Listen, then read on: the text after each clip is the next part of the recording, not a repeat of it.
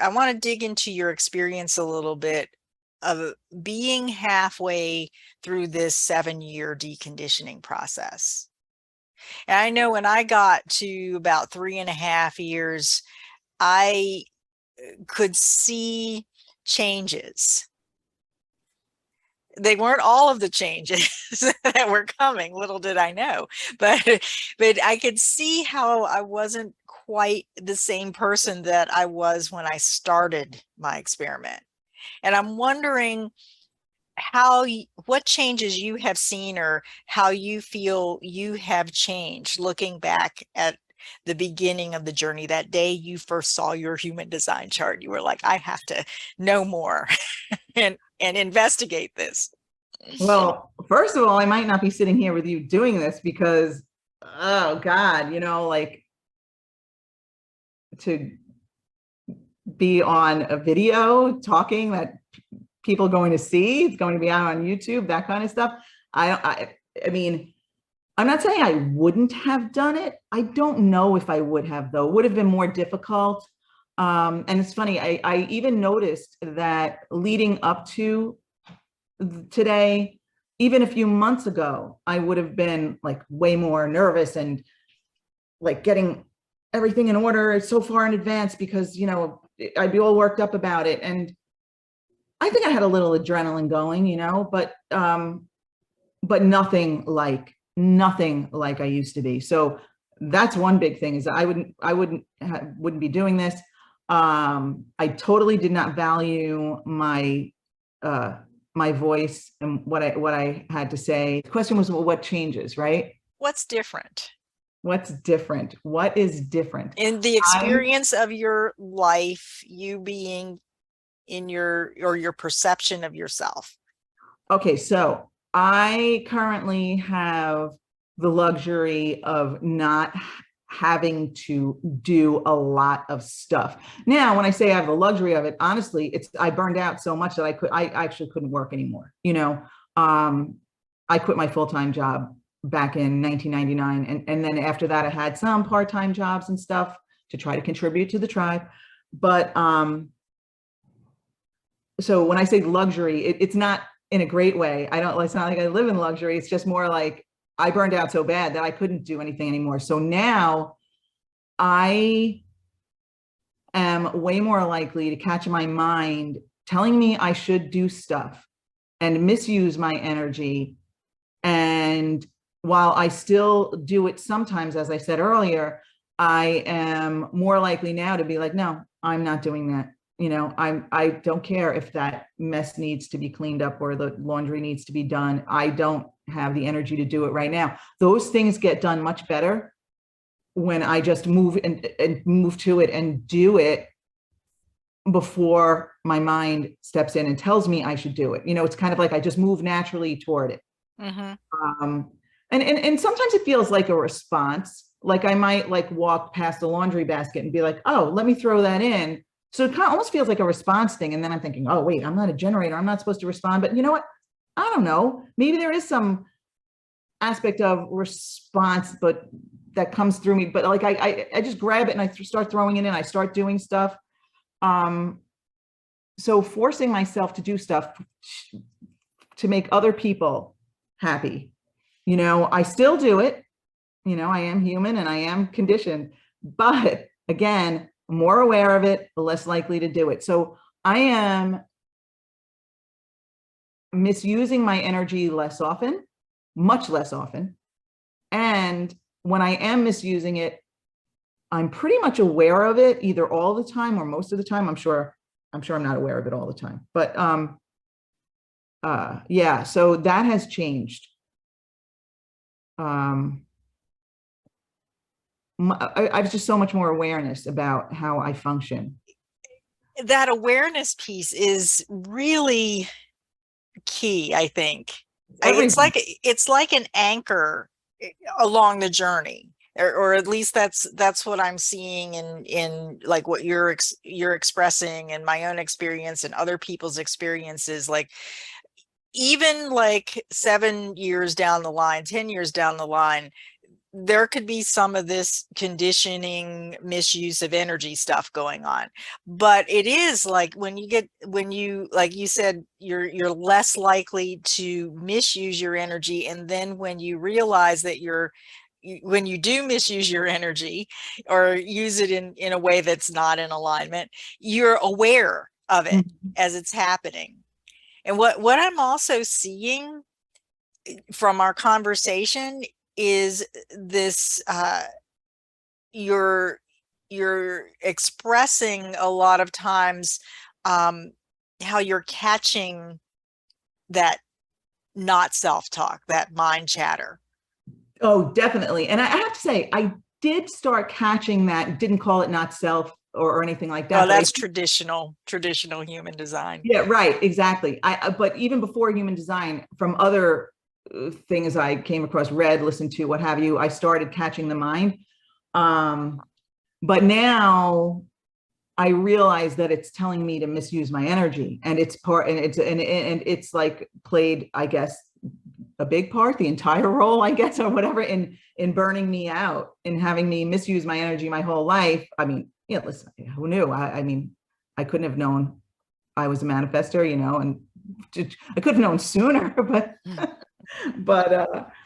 yeah,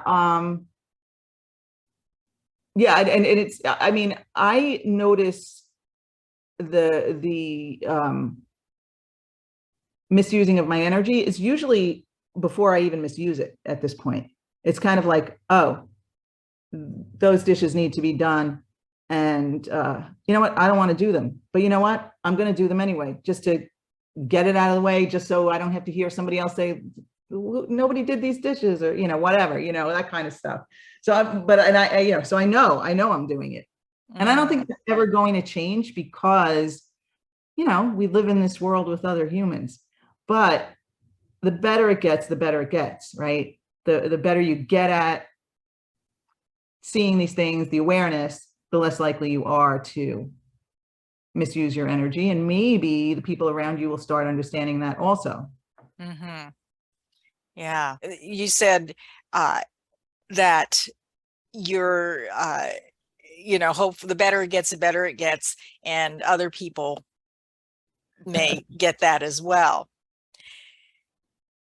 Have you been able to, in these 3.5 years into your experiment, have you been able to get a sense of how you impact your family, your tribe, others?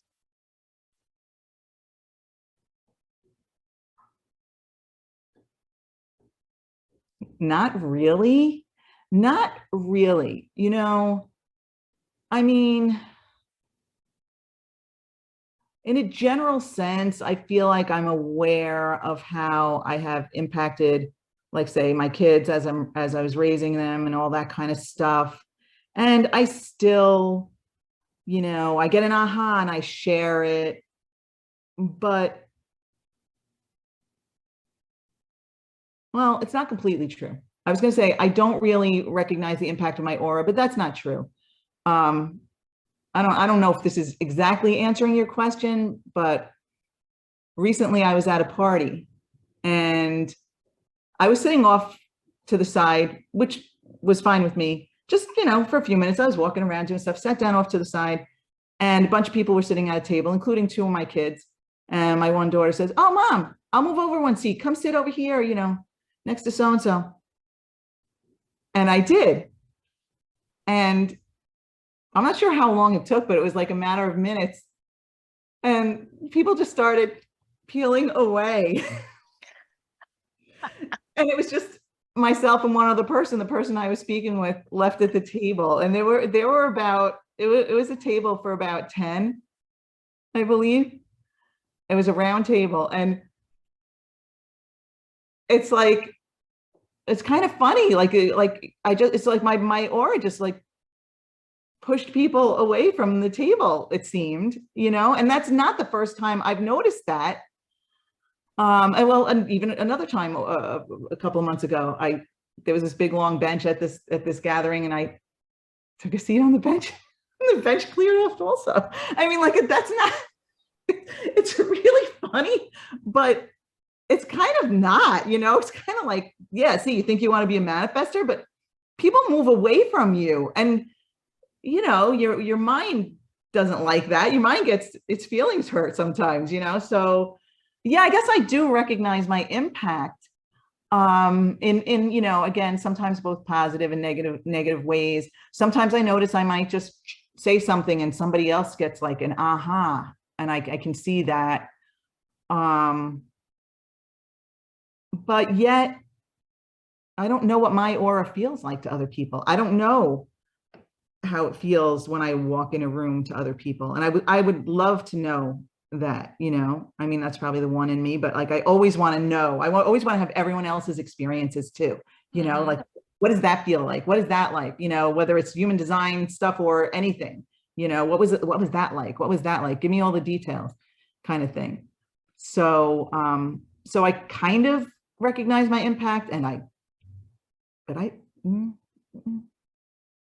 That it's not that obvious. that's an interesting story and observation about how energetically you can actually, in a sense, impact and move people out of the way. It really is an interesting Yeah. observation. I mean, that's nothing new. I mean, it's new that I notice it and put it together, but that is nothing new. And yeah, I don't have any old specific recollections of it at the moment, but it is something I definitely experienced in my life, and just kind of thought it was coincidence, or, I'm like, well, I showered, so it can't be that. My breath is fine. So, and now I get it. And that's not like really, well, I mean, sometimes it's good because, sometimes you don't want people, right? Like, so it serves its purpose, but sometimes it's not good, like you feel like you want to mix it up with people, and then you're pushing them away. Wow. Yeah. Wow. And again, no choice. No, that's my aura, I guess. That's what they tell me. Yeah. So in terms of like being in this, at this 3.5 year mark and observing the way your aura works, I'm wondering how you relate to these experiences now versus before you knew about your design. Yeah, before something like everyone moving away, if I were really aware of that and feeling like it had something to do with me, that would hurt my feelings for sure. Now it's kind of funny, and maybe a little bit of that, like that, not real anger, but like inside be like, oh well, screw them, they don't want to sit with me, what I mean, kind of thing. Yeah, now it can be kind of funny. I think it depends on my vibe at the moment, if it's going to be funny or if it's going to be not so funny, or if it's going to hurt my feelings or that kind of thing. There are other manifestors out there who probably don't like that aspect of their aura. Yeah, I mean, it serves you sometimes, but other times I don't like it necessarily, because I know that I will never be fully accepted. I know I will never fully fit in, in anywhere really, but it can serve its purpose of just kind of like moving people away from you, maybe that you don't want me to do. Like in a sense, is like protective, right? Yeah. So, and as I'm experiencing your aura, and I want to encourage you to go back and watch this video once it's up and ready. I'm experiencing, even though we're not aura to aura, I am experiencing a vibrational frequency that's like the manifestor aura. Like, and I feel, as I'm receiving it or as I'm interpreting it, that it's like an expression of power.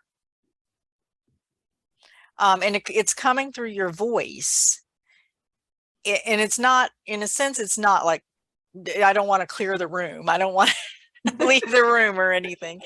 But it's like, it's an energy that I interpret as kind of like, and this is, I'm trying to take me knowing you out of this, but I'm interpreting it as, don't mess with me because I'm in control.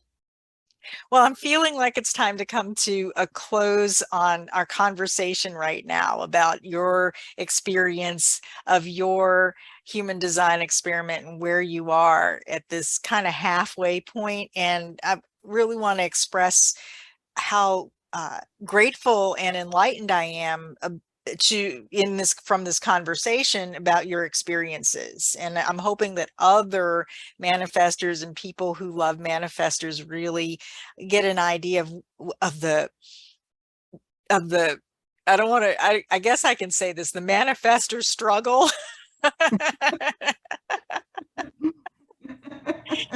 That the struggle is real for manifestors to really truly be, as you said. And I've really enjoyed this conversation. So thank you very much.